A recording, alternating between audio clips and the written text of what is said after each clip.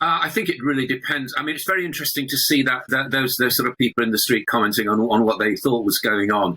I think, the experts try to do these measures. We're looking at 5.4%.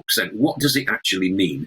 It probably doesn't mean an enormous amount, actually. Yes, it's high. Can you remember what life was like in 1992? I bet not many people actually can. But that's what we're looking at now. I took out a mortgage then, and it was something huge, like 15%.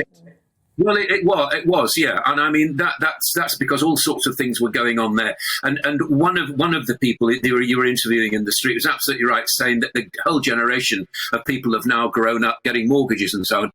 A, yes, interest rates are completely low, but B, these small rises that are now going to have to happen will make mortgages very expensive for everybody. Just let me recap very, very slightly. Everybody was right in that.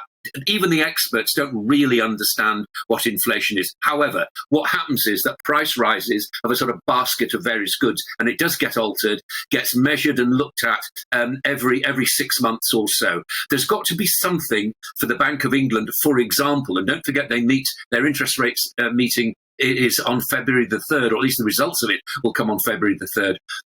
These are the last big things that they'll be looking at. So the authorities look at these kind of figures and decide where interest rates are going. And I'm telling you this, the only way interest rates are going is up. And I've seen estimates now, and yesterday as well, looking forward to talking to you about this morning, saying that we could have interest rates at 1.25%, the base rate at 1.25% by the end of 2022. Now, again, that doesn't sound a great deal, but it is when we've been at 0.15% for so long, and the Bank of England put up rates very, very gradually in December as a response. It's the first central bank to do so. So what I'm saying is that mortgages are going to get more expensive, but this is all adding in to this horrible cost of living crisis. I certainly would not like to have to deal with this right now, because I know, as leading politicians do, and certainly most economists actually do, that what's happening is completely outside our control.